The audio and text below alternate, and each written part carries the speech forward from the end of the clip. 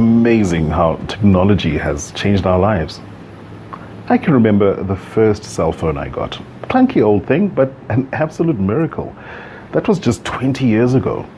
Telkom was rolling out telephone lines to reach the rural areas, a hugely expensive exercise, when the cell phone companies came on the scene and changed things forever.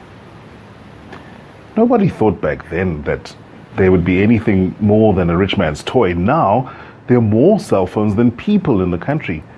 The take-up, particularly by the poor, surprised everyone. Yep, cell phones have revolutionized the way we communicate these days. Anyone can have the world in their pocket. I mean, it's so much more than just a way to talk to people now. Movies, maps, GPS, music, and a Google away from the answer to just about any question you can ask. No wonder kids today are so smart. It's a great educational tool too. And what about banking?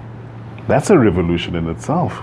Check your balances, make deposits and withdrawals, even pay with your cell phone. Sure, there are gaps in coverage in odd places, but the work doesn't stop and it must cost a fortune. My name is Giovanni Chiarelli. I'm the Chief Technology and Information Officer in MTN South Africa. Looking at the entire country, we have almost 10,000 network sites to cover all the population. As you can imagine, this is very expensive, and especially if we think about the remote areas, it means almost 4,000 of those sites, which means big, tall towers between 40 and 50 meters. If you consider those towers, it's an investment between 2 and 4 million rands each, so it's really, really huge. Regarding maintenance, this is also very expensive and very demanding. So we have hundreds of colleagues all around the country. They are in standby, age 24, 7 by 7, all the days of the year in order to maintain the network, monitoring it, and obviously going on field if anything is going wrong. There is also the problem of vandalism, especially in the remote areas, so we need to be very careful.